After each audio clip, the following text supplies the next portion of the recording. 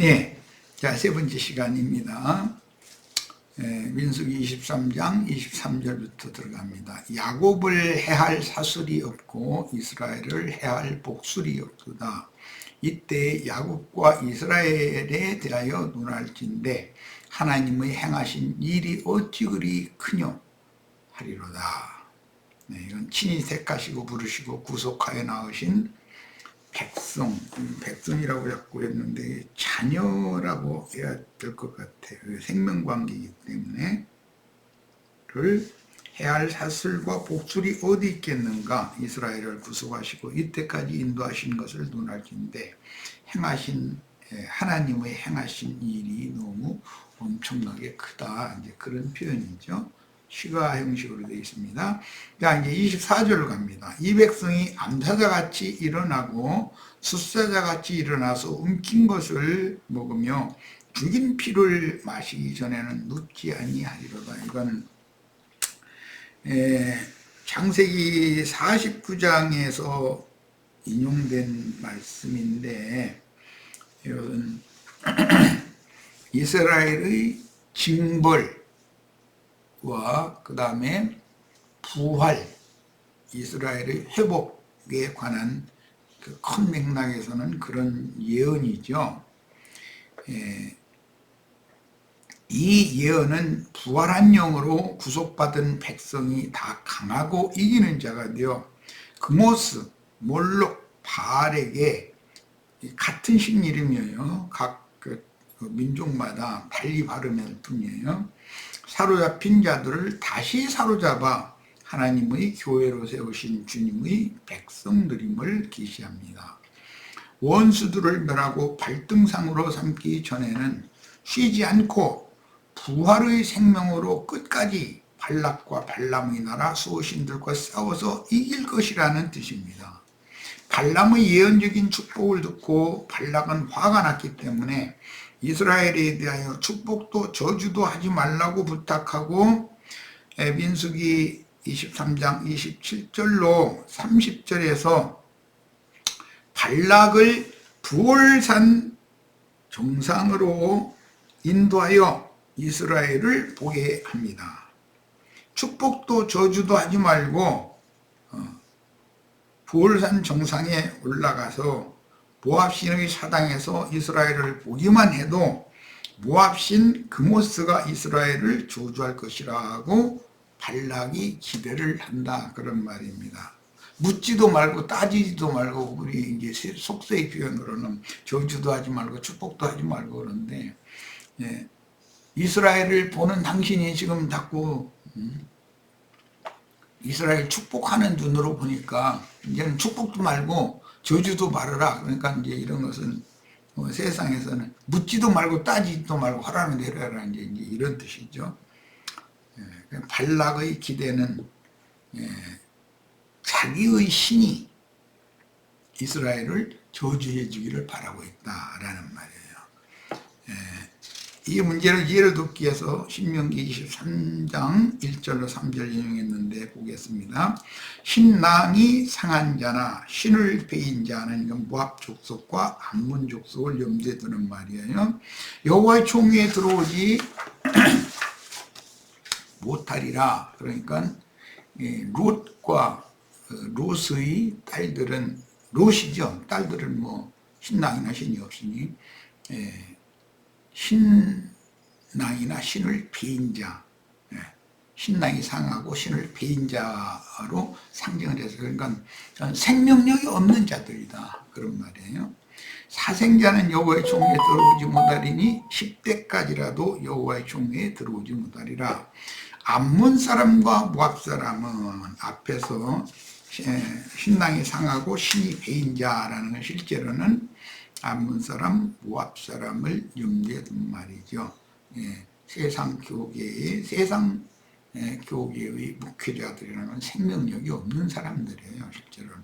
그런데도 그렇게 인수를 많이 모으는 거 보면 그것도 참 신기한 일이죠. 여호와의 총회에 들어오지 못하리니, 그런데 히브리서에서는 장자들의 총회라고 되어 있죠. 그들에게 속한 자는 10대뿐 아니라 영원히 여호와의 종에 들어오지 못하리라. 이제 예언이죠. 이와 같이 암몬 사람과 모압 사람은 여호와의 종에 가입할 수 없도록 율법에 명하셨으나 우리의 영적인 할머니 중에는 그모스의 딸인 모압 여인이요 불쌍하고 가련한 한 여자였던 룻이라는 사람이 성경에 제시되고 있습니다. 율법이 정해지고 긴 시간이 지나서 그모스의 자녀인 모압 사람 룻을 통해서 이스라엘의 생명 계보가 이어지는 것은 우리의 하나님은 율법적인 의를 이루기 위해 율법으로 죄인들을 저주하는 하나님이 아니며 한이 없는 은혜와 자비로 돌이킨 죄인들을 대하시는 은혜의 하나님이심을 증거합니다.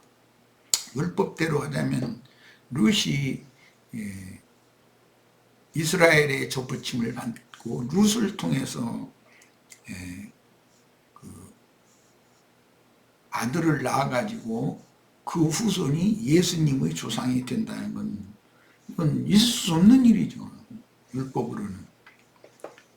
민수기 16장에서 고라에게 속한 모든 사람과 그 물건이 산채로 음부에 빠지는 중한 흉벌을 받았으나 원후일 다윗 때 고라 자손들은 정말로 감동적인 시로 하나님을 찬양하는 무리가 되었음을 봅니다. 하나님께서 사울 집을 멸하실 때도 한 점 혈육을 남기시되 요나단의 아들 무비보셋을 저는 자가 되게 하여 남기시고 다윗의 상에서 함께 먹게 하셨습니다. 그러므로 우리는 성경을 통해서 하나님을 알되 의를 행하시는 하나님과 한없는 은혜를 베푸시는 하나님의 속성의 양면성을 바르게 깨달아야 합니다. 사람이 불의할지라도 하나님의 은혜를 패하시지 않으며 사람이 의롭다고 여길지라도 하나님은 사람의 의를 의로 여기시지도 않는데 문제는 사람이 생명의 빛을 받고 돌이키는 것입니다. 생명의 말씀을 들으면 영의 감동을 받고 깨달아서 회개하고 돌이키는 거죠. 돌이키는 자는 여전히 또 받아주신다는 거예요. 우리의 호흡을 거두시지 않고 머물러 두셨다는 뜻은 아직 우리가 티끌 장막을 입고 있지만 이 생에 숨을 쉬고 있다는 뜻은 자신의 죄악됨을 깨닫고 돌이킬 길이 남아있다는 뜻입니다. 구속받은 성도가 너무 의를 강조하면 바리새인의 율법신앙에 돌아가게 되며 롯의 의인 롯이 남색하는 자들의 행위를 보고 심령이 상했다고 그랬는데 그 의를 너무 강조하면 그 의를 무시하라는 게 아니에요. 세상에서 그런 것을 용납하면 안 되죠. 우리가 욕만 가지고 있는 것이 아니라 몸도 있고 있기 때문에. 그러나 그런 의를 지나치게 한쪽에 치우치도록 강조를 하면 율법신앙이 된다. 그 다음에 무턱대고 또 은혜만을 강조하면 이게 이제 좌로나 우로나 이렇게 치우치는 경우를 말하는 거예요. 풀어진 신앙생활을 하다가 망할 수가 있으므로 우리는 하나님의 구약 경륜과 신약 경륜의 모든 말씀을 합당하게 이해하고 깨닫는 것이 필요하며 신약 복음 진리를 바르게 나의 신앙에 적용할 줄을 알아야 합니다. 신명기 23장 4절로 5절 그들은 이것은 이제 모압과 암몬 족속이에요. 신랑이 상하고 신이 보인 자들이에요. 너희가 애굽에서 나올 때 떡과 물로 너희를 길에서 영접하지 아니하고 메소포타미아의 부돌 사람 부올의 아들 발람에게 뇌물을 주어 너희를 저주케 하려 하였으나 하나님 여호와께서 너를 사랑하심으로 발람의 말을 듣지 아니하시고 그 저주를 변하여 복이 되게 하셨느니라. 참 중요한 말씀이죠.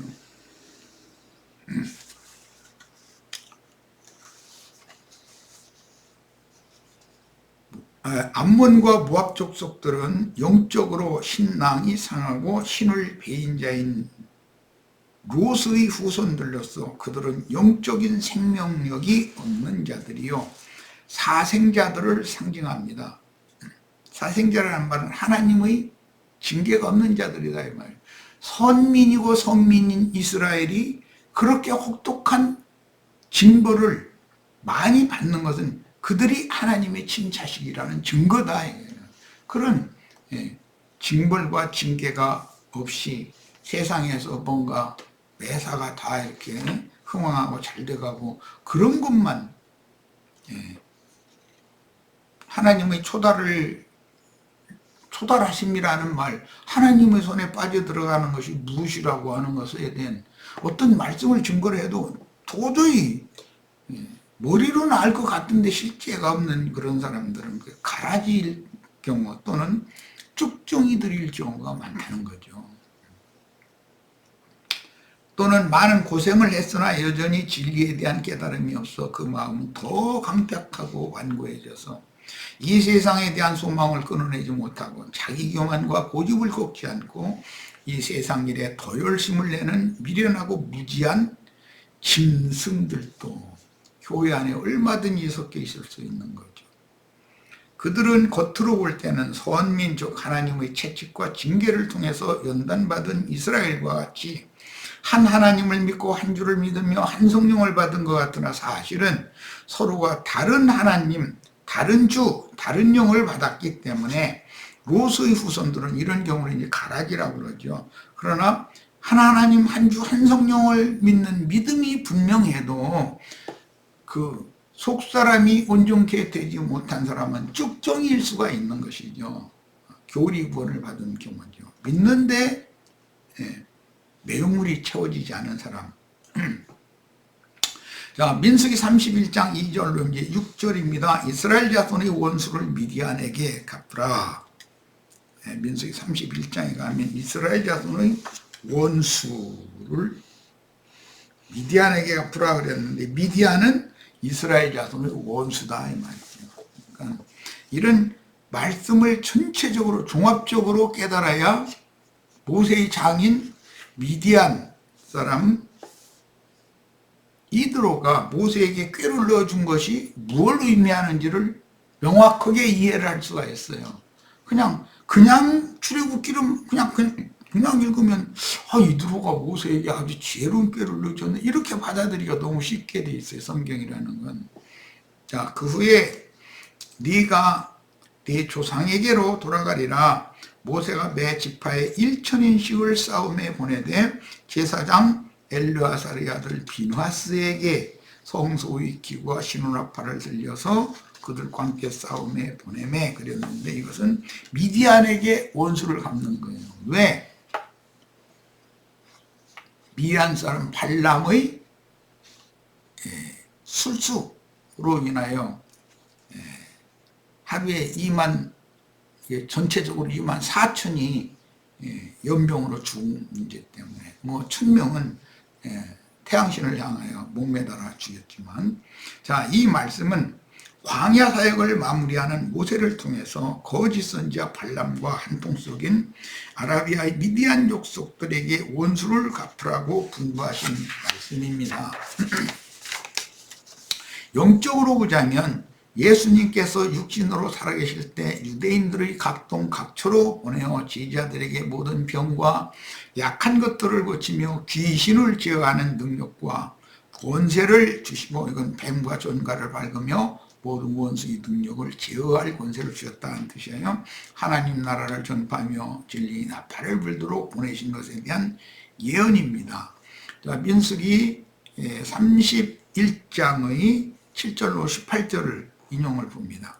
그들이 여호와께서 모세에게 미디안을 쳐서 원수를 갚으라는 그 말씀이 민수기 31장에 나오는 말이죠. 그 남자를 다 죽였고 그 죽인 자 외에 미디안 5 왕을 죽였으니 미디안의 왕들은 쭉 나오고 부르의 아들 발람도 칼로 죽였다 이렇게 돼 있어요.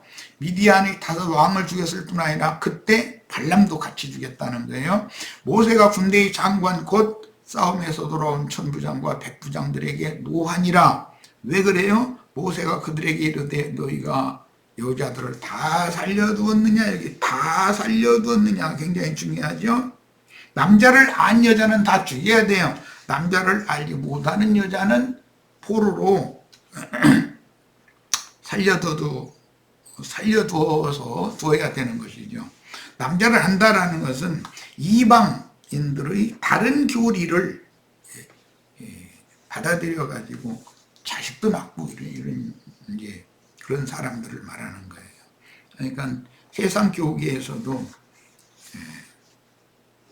그 계시록 두아디라 교회 사자에게 하시는 말씀에 보면 내가 더 책망할 것들을 많고 지적할 것도 많지만 내가 지금 지적한 이 발람의 교훈 니골라 당한 이것 외에 사탄의 비밀이라는 것에 대해서 모르고 그냥 있는 자들에서는 내가 더 이상 책망을 하지 않는다. 이제 그런 말씀을 하셨죠. 이제 그것은 뭐냐? 남자를 알지 못하는 여자들에 대해서는 나는 그렇게 심히 꾸짖지 않는다. 이제 그런 말인 거죠. 보라, 이들이 발람의 꾀를 쫓아 이스라엘 자손으로 부활의 사건에 여호와 앞에 범죄하게 하여 여호와의 회중에 연병이 일어나게 하였느니라. 잘 아실 것처럼 연병이 일어났다라는 것은 음행이 유행이 됐다 이런 거죠. 세상 교계에 때로 몰려가서 거기에서 세상의 복을 내려주는 바알신, 금오스신, 몰렉신을 에게 예배하는 것이 유행한다 이게. 오늘날 지금 유행이잖아요. 연병이 퍼져져 그러는 거예요. 그러므로 아이들 중에 남자는 다 죽이고 남자와 동침하여 사내를 안 여자는 이것은 로마교의 사제인 신부들의 가르침이나 개신교계의 성직자를 소위 자처하는 목사들의 신학교리 가르침을 아주 세뇌당한 여자, 그런 신자들은 다 죽여야 된다는 거예요. 그런 사람들은 천국 자녀가 될 수 없다라는 말이죠. 그런데 그런 사내를 알지 못하는 여자들이라는 건 예배당에 그냥 왔다리 갔다리 따르는 다니는데 그들의 교리나 뭐 신학, 조직 신학 이야기 그런 얘기 많이 그거 나하고 상관없이 뭐 이렇게 복잡하게 그래. 그냥 가서 마음이나 편안하게 가서 이렇게 앉았다가 돈 내라고 돈 많이는 못 내고 돈만 원 이렇게 그냥 부쩍 던져놓고 그렇게 하면 되지. 이러는 사람들이 오히려 복음을 바로 전하면 깨닫는 은혜를 입을 수가 있는 경우가 많죠. 그런데 거기에서 아주 열심당이 되어져 가지고 그들이 교리에 완전히 세뇌당한 사람들, 그런 사람들은 어렵다는 거죠. 자, 그래서 사내를 알지 못하는 여자들은 다 너희를 위하여 살려둬라라는 것은 종으로 부리는 것이지만 그들을 전도해서 교회 안에 있는 지체로 삼게 할 수 있다라는 말이에요. 자, 이 말씀은 겉으로 보기에는 하나님 백성인 것 같으나 그렇지 않고 사실은 사단의 회인 유대교인 중에서 유대교의 율법관념이 투철한 종교 지도자들 또는 그들의 교리를 맹신하는 자들은 다 진멸하고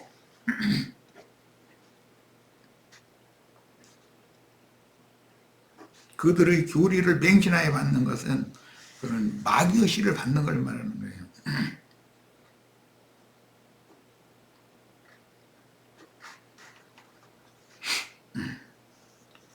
돌아온 군장들인 제자들에게 살릴 자와 멸할 자를 가르쳐 주시는 말씀입니다. 오늘 우리들도 이런 말씀에 대해서는 잘 깊이 있게 이해가 필요합니다. 유대교인 중에서도 이스라엘 족장들을 초청하여 음행함으로 관념으로 굳어진 사람이 아니고 그 영혼이 예배당에는 다니지만 순수한 사람들이 있다는 거예요. 그 사람들은 이제 전도를 해서 구원을 얻게 해야죠. 그런데 그들의 교리를 맹신하는 맹신자들, 굳어져 버린 사람들은 죽여버려야 된다는 거예요.